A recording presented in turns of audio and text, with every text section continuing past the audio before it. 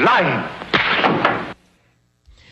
So that propaganda was anti-Nazi propaganda. It was obviously of a German trying to tell the truth in Germany against racism, who was then, his house was, Gestapo enters and beats him up.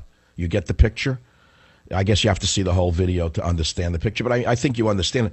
So we're going back again to what I think is a very important show on maligning the enemy and how we must use the propaganda machine to win the war against ISIS. We must show the 9th century Muslim for what he is. We cannot dance on eggs anymore. We don't have the time left. They're winning all over the world. They're winning abroad and they're winning here. They're winning the hearts and minds of the dumb idiots in this country who think that they're going to join a noble cause till they get there and find out something different.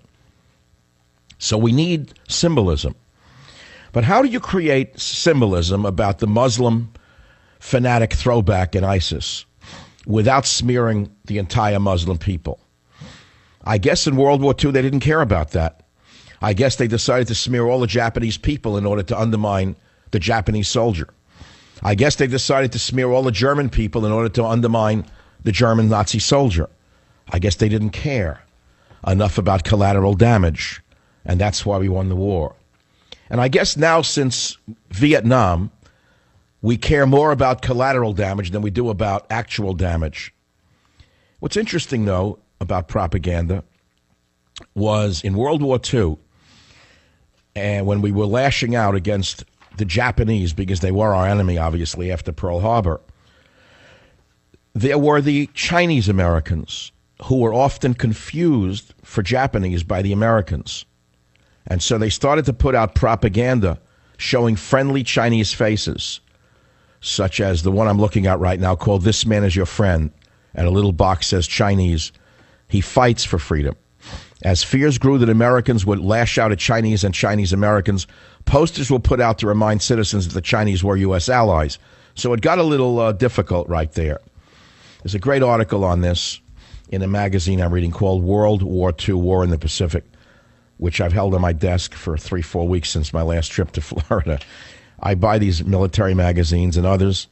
Sometimes they sit around on my desk for a while. It's really not a desk, but I have as a dining room table with no room for food on it. I have no room for a plate. I squeeze a plate around the books and magazines. And I found this one this morning. I said, you know what? This is going to fit perfectly with Hillary's fake accent. This is going to fit perfectly with Al Gore and the global warming machine about this propaganda. And it does fit beautifully. And I had the guys who work for me go and get World War II anti-Nazi, anti-Japanese propaganda pieces for you. I have not yet gotten to Bill Gates describing his biggest fear, which was a pandemic that will wipe out 50% of the human race. It's such a good piece, I may have to save it for later or tomorrow. What's paradoxical about Bill Gates's fear is that he claims in his own description of why this pandemic can occur, meaning an epidemic that wipes out 50% of the planet's humans, is because of open borders. Here is a man who's fighting to flood America with as many illegals as he can in order to lower his costs. This is the thing that never fails to impress me. The richer they are, the meaner they are when it comes to money. I've never seen anything like it. The more they have, the less they're willing to give away. Oh, I know they give billions through their foundations, but we know what foundations are. Take a look at the Bill and Hillary Clinton Foundation and tell me that foundations aren't just slush funds to avoid paying taxes on more income. So the point is that here's a man who's a brilliant man, a genius, obviously, of the highest order. He didn't create Microsoft by being stupid. And he does think about global issues. And he does fear a pandemic that could wipe out 50% of humanity. But then he says it's because we've never had more mobility than now, with people flying around without any border checks. And he doesn't put two and two together and realize that he's one of the biggest propagandists in favor of open borders, that he and that other miser, what's that one with the undershirt? Oh, I save a hatred for him like you can't imagine. That creature, Zuckerberg, makes me nauseous. To me, one of the most vile creatures I've ever seen is Zuckerberg. They pose as nice guys, but they're cheap as cheap can be. Do you think they really care about Mexicans when they scream for immigration rights? Do you really think that's what they care about? No, it's about Indians. That's why if you look at the Zuckerberg Foundation relationships, you'll see how many Indians with law degrees in the immigration racket work for him, and how they lobby around the clock to get as many Indians with H-1B visas into this country, not because they give a rat's behind about turning America into little Calcutta, but because they want lower labor costs for the boss man. It's all propaganda.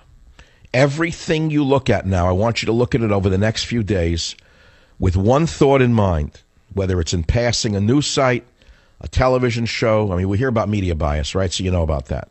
Virtually everything that comes out of the mouth of a talking head is propaganda. We know that.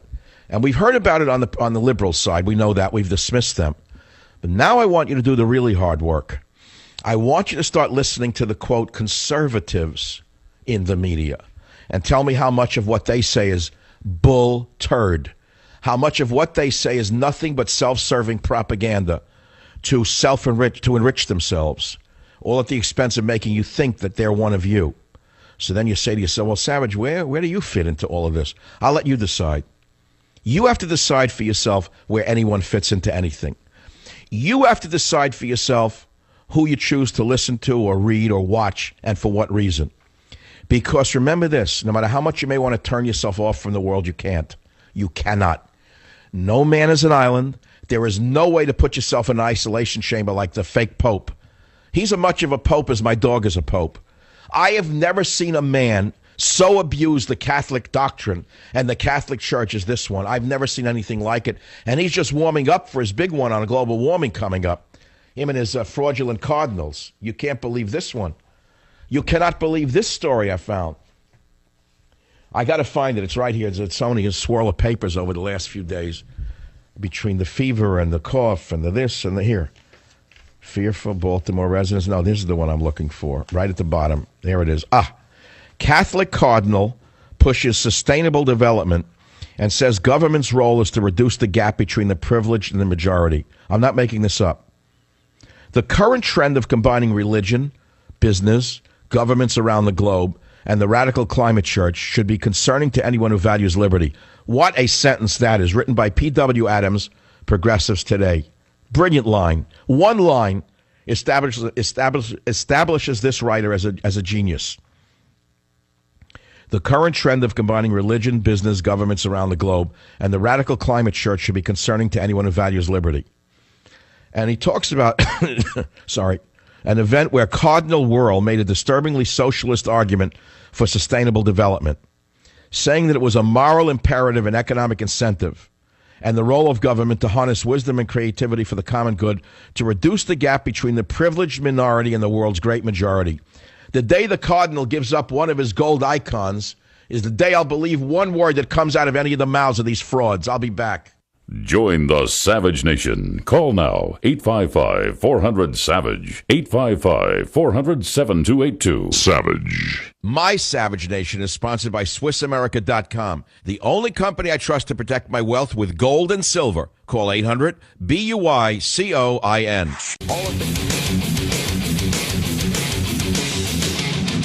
We got some of the greatest callers ever. And I can't get to all of you right now. If you're going to hang over the next hour, maybe we will. I want to go to a caller, Charlie, on FNC Radio. Charlie, welcome to the program. Make your point, please.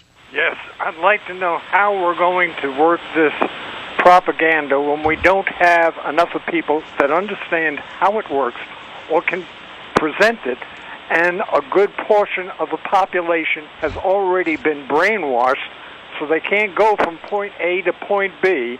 You can't go to the conservatives because there's groupthink there.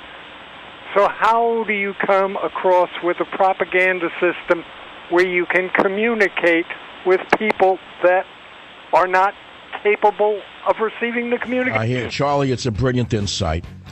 I don't allege to have all the answers to all the problems. I can only present some solutions. Whether they're viable or not is another story in our day and age. I do know this. With ISIS winning the war, not only on the ground, but in the propaganda field as well, we must fight fire with fire. It's time to show these throwback subhumans for the rapists, kidnappers, and child molesters that they are. Join the Savage Nation.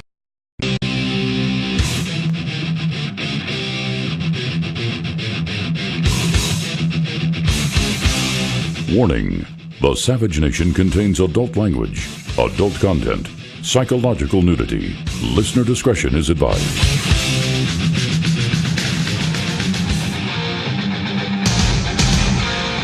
And now, America's most exciting radio talk show, The Savage Nation, home of unprotected talk, borders, language, culture. And here he is, Michael Savage.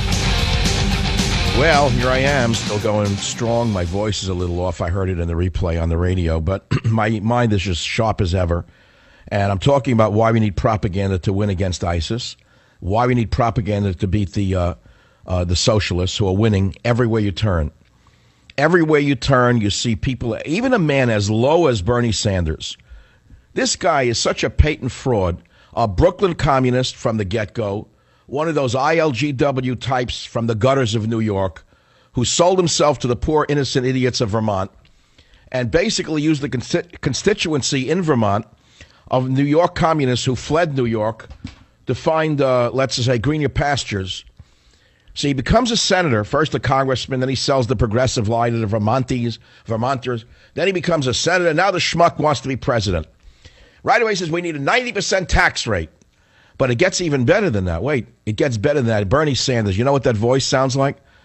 I want you to think if you have a Jewish relative somewhere who was in the garment business, who is stuck in the 40s, and has the concept of the International Garment Workers Union in his brain, or the Triangle Shirtwaist Fire on his mind. This is what this man is. He says we don't need 23 choices of deodorant and 18 choices of sneakers. This is his campaign slogan. He says it's bad for a sustainable world to sell 23 underarm spray deodorants or 18 different pairs of sneakers.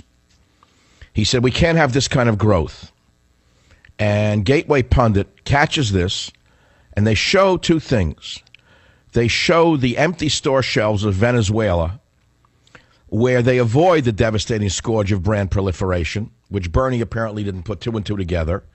If you remember the pictures, you probably haven't seen them in years, of the Soviet Union in the 50s, where there was no brand proliferation.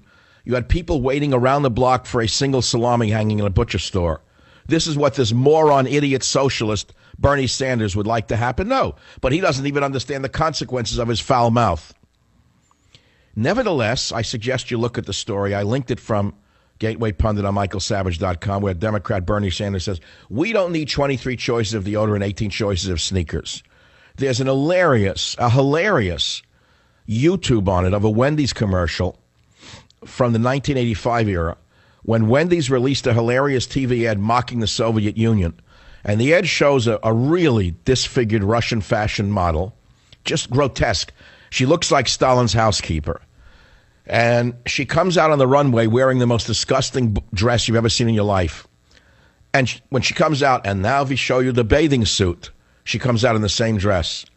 And now we show you the latest in evening wear. She comes out in the same dress. You get the picture. And then the ad ends with having a choice is better than none. And they talk about all the choices you can get on a hamburger. Well, that was the choice selection in a communist regime. That's what will be left if Bernie Sanders becomes president. That's what propaganda is.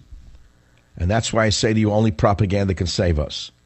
So I actually, when I think about it, do everything I can every day to humiliate the enemy. And I've done it from the beginning for 21 years now.